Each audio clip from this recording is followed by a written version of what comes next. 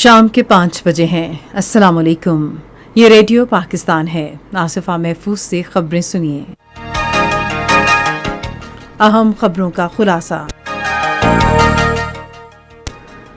وزیر اعظم اور ابوظہبی کے ولی عہد نے ابوظہبی میں مختلف دو طرفہ علاقائی اور بین الاقوامی امور پر تفصیلی مشاورت کی ہے۔ پاکستان اور سعودی عرب نے دونوں ملکوں کے نجی شعبوں کے درمیان شراکت داری بڑھانے اور سرمایہ کاری کے مواقع پیدا کرنے پر اتفاق کیا ہے۔ Oil and gas regulatory authority نے مقامی سطح پر تیار کردہ ایل پی جی کی قیمت میں 15 روپے 27 پیسے فی کلو گرام کمی کی ہے۔ بھارت کے غیر قانونی زیر قبضہ جموں کشمیر میں بھارتی فوج نے ریاستی دہشت گردی کی جاری کارروائیوں کے دوران صرف اپریل کے مہینے میں 26 کشمیری شہید کر دیے۔ اور اب خبروں کی تفصیل۔ وزیر اعظم شہباز شریف نے ابوظہبی میں ابوظہبی کے ولی عہد شیخ محمد بن زید ال نہیان سے ملاقات کی۔ دونوں رہنماؤں نے مختلف دو طرفہ علاقائی اور بین الاقوامی امور پر تفصیلی مشاورت کی۔ پاکستان اور سعودی عرب نے سرمایہ کاری، صنعت اور کان کنی کے شعبوں میں تعاون بڑھانے پر اتفاق کیا ہے۔ یہ اتفاق رائے وزیر اعظم شہباز شریف کے سعودی عرب کے 3 روزہ دورے کے اختتام کے موقع پر ایک متفقہ اعلامیہ میں کیا گیا۔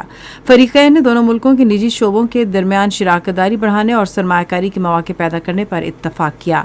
دونوں ملکوں نے کثیر جہتی باہمی تجارت کے لیے سعودی پاکستانی سپریم تعاون کونسل کے ذریعے مختلف امور کو مزید مستحکم کرنے کی اہمیت پر زور دیا۔ سعودی عرب نے پاکستان اور اس کی معیشت کے لیے مسلسل مدد کی یقین دہانی کرائی، جس میں ادائیگی کی مدت میں توسیع یا دیگر ذرائع کے ذریعے مرکزی بینک کو $3 ارب کی فراہمی شامل ہے۔ اعلامیہ میں پاکستان اور اس کے عوام کے فائدے کے لیے پیٹرولیم مصنوعات کی فراہمی اور معاشرتی ڈھانچہ جاتی اصلاحات میں مدد اور تعاون کے امکانات تلاش کرنے پر بھی اتفاق کیا گیا۔ پاکستان اور سعودی عرب فریقین نے اس بات پر بھی اتفاق کیا کہ ریڈیو، ٹیلی ویژن اور خبر رسائی اداروں میں تعاون کے فروغ کے لیے شعبہ ابلاغ میں نئے مواقع پیدا کیے جائیں گے اور میڈیا کے شعبے میں مشترکہ منصوبوں کے لیے تجربات کا تبادلہ کیا جائے گا۔ پنجاب کے وزیر اعلیٰ حمزہ شہباز شریف نے کہا ہے کہ تحریک انصاف کے دور حکومت میں جنوبی پنجاب کے عوام کے احساس محرومی میں کئی گنا اضافہ ہوا ہے۔ انہوں نے آج تیسرے پہر بہاولپور میں اخباری نمائندوں سے گفتگو کرتے ہوئے اس بات پر افسوس ظاہر کیا کہ تحریک انصاف کے رہنماؤں کے غیر آئینی اقدام کی وجہ سے ملک کا سب سے بڑا صوبہ 3 ہفتے سے زیادہ وقت تک وزیر اعلیٰ کے بغیر کام کرتا رہا۔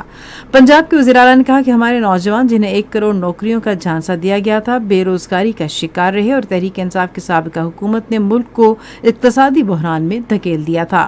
انہوں نے کہا کہ پاکستان مسلم لیگ نون کی حکومت نے قوم کی خدمت کا عزم کر رکھا ہے، کیونکہ اچھے کاموں کو تاریخ میں ہمیشہ یاد رکھا جائے گا۔ انہوں نے وزیر اعظم کے دورہ سعودی عرب کے موقع پر مسجد نبوی میں پی ٹی آئی کے لیڈروں اور کارکنوں کی گالم گلوچ پر کی پرزور مذمت کی اور اسے مقامات مقدسہ کی حرمت کے خلاف قرار دیا۔ انہوں نے بہاولپور میں اسپیڈو بس سروس بحال کرنے کا اعلان کیا، جو پی ٹی آئی کی سابقہ حکومت نے بند کر دی تھی۔ Oil and gas regulatory authority نے ایل پی جی کے 11.8 کلو گرام کے سلنڈر کی قیمت میں 180 روپے 28 پیسے تک کمی کی ہے۔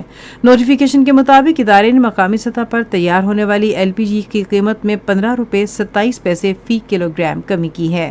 نظر ثانی شدہ قیمت کے بعد اوپن مارکیٹ میں ایل پی جی کا سلنڈر 2735 روپے 83 پیسے میں فروخت ہوگا۔ شوال المکرم کا 1443 ہجری کا چاند دیکھنے کے لیے مرکزی رؤیت ہلال کمیٹی کا اجلاس آج شام اسلام آباد میں ہوگا۔ کمیٹی کے چیئرمین مولانا سید عبدالخبیر آزاد اجلاس کی صدارت کریں گے اور چاند سے متعلق حتمی فیصلے کا اعلان کریں گے۔ زونل اور ضلعی رؤیت ہلال کمیٹیوں کے اجلاس اپنے متعلقہ ہیڈ کوارٹرز میں ہوں گے۔ نوشہرہ کے علاقے تارو جبہ میں تیل کے ایک ڈپو میں شدید آتش زدگی کے باعث کم از کم 150 آئل ٹینکرز جل گئے۔ ریسکیو 1122 کے مطابق آگ پر 6 گھنٹے کے مستقل آپریشن کے بعد قابو پایا گیا۔ آتش زدگی کی وجہ تاحال معلوم نہیں ہو سکی۔ بھارت کے غیر قانونی زیر قبضہ جموں کشمیر میں بھارتی فوج نے گزشتہ ماہ ریاستی دہشت گردی کی کارروائیوں میں 26 کشمیریوں کو شہید کیا، جس میں 3 کمسن لڑکے بھی شامل ہیں۔